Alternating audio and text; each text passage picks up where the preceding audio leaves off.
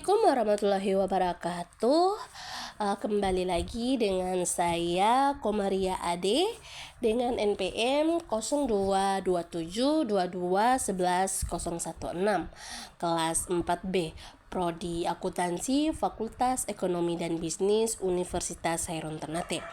Di sini saya akan melanjutkan tugas video dari Pak dosen pribadi Bapak Dr. Suito SE MSI AK CSRS CSRA dengan mata kuliah metode penelitian. Di video kali ini saya akan membahas materi tentang etnografi. Yang perlu teman-teman ketahui bahwa apa sih itu etnografi? Etnografi adalah metode pendekatan penelitian yang digunakan dalam ilmu sosial dan antropologi untuk memahami dan menggambarkan kehidupan masyarakat atau budaya tertentu. Etnografi itu sendiri melibatkan penelitian lapangan yang intensif, di mana peneliti secara langsung terlibat dalam kehidupan sehari-hari masyarakat yang ditelitinya.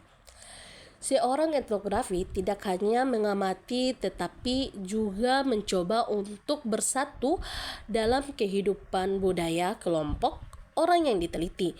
Etnografi merupakan metode penelitian ilmu sosial dan produk tertulis terakhirnya. Sebagai metode pengamatan etnografi melibatkan penambahan diri secara mendalam dan jangka panjang di lokasi penelitian untuk mendokumentasikan secara sistematis kehidupan sehari-hari, perilaku, dan interaksi dari komunitas. Selanjutnya yaitu observasi partisipatif. Salah satu metode yang paling umum untuk mengumpulkan data dalam studi etnografi adalah keterlibatan tangan pertama yang dikenal sebagai observasi partisipatif. Dalam observasi partisipan, peneliti ini menenggelamkan dirinya dalam lingkungan budaya, biasanya selama jangka waktu, supaya lebih dekat dan keakraban intim dengan kelompok tertentu individu atau seperti kelompok agama, pekerjaan atau subbudaya atau komunitas tertentu dan praktek mereka. Salah satu metode yang paling umum untuk mengumpulkan data dalam studi etnografi adalah keterlibatan tangan pertama yang dikenal sebagai observasi partisipatif. Selanjutnya yaitu ciri-ciri penelitian etnografi. Ciri-ciri itu sendiri dibagi beberapa ciri. Yang pertama yaitu tema budaya. Penelitian etnografi berfokus pada topik mengenai kebudayaan yang berkembang dan masih diimplementasikan oleh suatu kelompok etnik tertentu. Kedua, kelompok untuk berbagi budaya. Ciri kedua ini mengandung makna bahwa penelitian etnografi bisa dilakukan pada dua orang atau lebih, di mana mereka memiliki persamaan sikap, bahasa, dan perilaku. Ketiga, berbasis kerja lapangan. Data pada penelitian etnografi diambil dengan cara etnografi terjun langsung ke lapangan atau lokasi penelitian. Yang keempat yaitu deskriptif dalam etnografi. Deskripsi dalam etnografi berisi mengenai gambaran dan penjelasan terperinci mengenai apa yang dilakukan objek selama penelitian berlangsung. Yang kelima yaitu konteks. Konteks dalam penelitian etnografi adalah keseluruhan setting tempat, situasi atau lingkungan yang melingkupi kelompok budaya yang teliti. Dan yang keenam yang terakhir yaitu refleksivitas peneliti. Ciri ini berarti sikap sadar dan terbuka atas perannya sebagai peneliti akan menimbulkan rasa saling mempercayai di antara peneliti dan objek penelitian. Adapun macam-macam etnografi. Yang pertama yaitu menurut penelitian etnografi Crasswell. Crasswell membedakan macam-macam penelitian etnografi menjadi dua bentuk. Yang pertama yaitu etnografi realis. Etnografi realis menunjukkan kondisi objektif pada suatu kelompok budaya yang dilaporkan dari sudut pandang orang ketiga. Peneliti ini akan mendeskripsikan fakta secara rinci serta melaporkan apa yang diamati dan didengar dari partisipan kelompok dengan tetap mempertahankan objektivitasnya. Yang kedua yaitu etnografi kritis. Dewasa ini populer juga etnografi kritis. Pendekatan etnografi kritis ini penelitian yang mencoba merespon isu-isu sosial yang sedang berlangsung, misalnya dalam masalah gender atau emansipasi, kekuasaan, status, ketidaksamaan hak, pemerataan, dan sebagai berikut. Adapun macam-macam menurut Gay, Mills, dan Ira Sain. Yang pertama yaitu etnografi konvensional. Etnografi ini berisi laporan mengenai pengalaman pekerjaan laporan yang dilakukan oleh etnografi. Yang kedua yaitu autoetnografi. Etnografi ini merupakan refleksi dari seorang mengenai konteks budaya sendiri. Dan yang ketiga yaitu makroetnografi. Etnografi ini fokus kajiannya pada aspek khusus dari latar dan kelompok budaya. Dan yang keempat yaitu etnografi feminis. Etnografi yang berisi kajian tentang perempuan yang merasa pengengkangan terhadap hak-haknya dalam praktik budaya. Dan yang kelima yaitu etnografi postmodern. Etnografi ini ditulis untuk menyatakan keprihatinan mengenai masalah sosial, khususnya yang berkaitan dengan kelompok marginal. Dan yang terakhir yaitu studi kasus etnografi. Etnografi yang menganalisis kasus dari seorang kejadian, kegiatan, tetapi dalam perspektif budaya. Selanjutnya yaitu metode penelitian etnografi. Metode itu sendiri dibagi menjadi dua. Yang pertama yaitu metode observasi. Metode observasi merupakan metode pengumpulan data penelitian etnografi dengan cara mengamati dengan menggunakan alat indranya.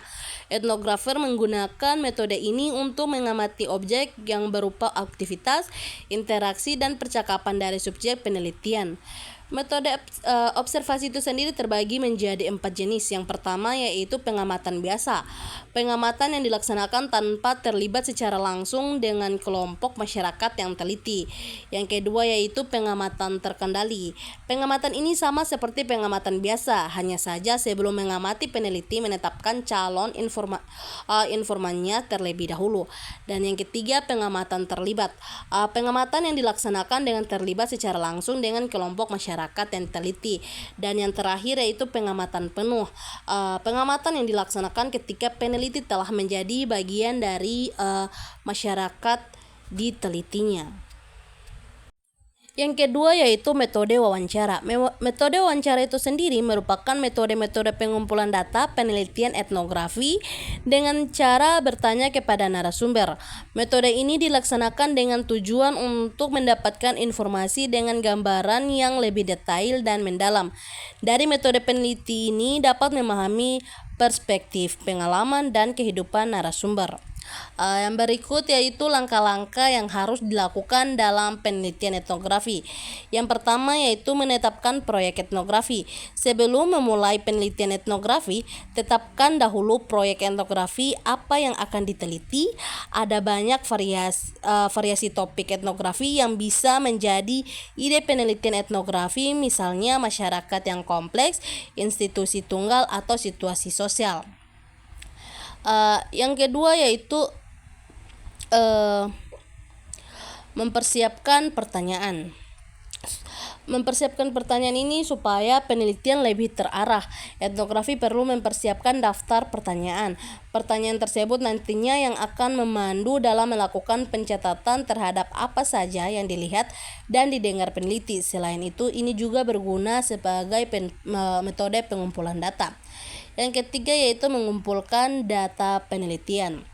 Data penelitian diambil dari kerja lapangan. Selama itu, peneliti akan mengetahui kegiatan partisipasinya, karakteristik fisik dari situasi, dan bagaimana rasanya menjadi bagian dari situasi dengan mengamati terlebih dahulu, baru kemudian melakukan wawancara. Etnografer biasanya akan memulai langkah ini terlebih dahulu dengan meninjau secara umum objek penelitian melalui observasi deskriptif yang bersifat luas. Kemudian, setelah diamati, etnografer mulai lebih fokus mengumpulkan data melalui observasi partisipan, wawancara, dan metode lainnya. Dan yang keempat yaitu membuat catatan. Selama terjun ke lapangan, etnografi juga perlu membuat catatan dalam penelitiannya supaya semua data tercatat dan terekam. Catatan etnografi ini diambil dari catatan hasil pengamatan dari lapangan, dokumentasi, peta, dan media lainnya yang digunakan untuk pengamatan di lapangan. Yang kelima yaitu setelah semua data terkumpul, langkah selanjutnya yang harus dilakukan etnografi adalah menganalisis data. Data yang dianalisis mulai dari pertanyaan dan hipotesis baru, data yang terkumpul selama di lapangan, dan catatan lapangan. Analisis data ini terus dilakukan hingga proyek berakhir. Adapun langkah-langkah menganalisis data. Yang pertama yaitu reduksi data. Pada langkah ini, data akan dirangkum dan diseleksi berdasarkan fokus kajian atau pokok permasalahan yang sudah dirumuskan dan ditetapkan pada awal penentuan proyek etnografi. Yang kedua yaitu penyajian data. Dalam hal ini, penyusunan dan penyajian data, Anda bisa menggunakan matriks yang tentunya disesuaikan dengan kondisi data. Contohnya, matriks kronologis. Matriks ini diterapkan untuk menunjukkan runtutan waktu, kejadian, dan hubungan antara komponen atau faktor peristiwa yang ada di dalam penelitian.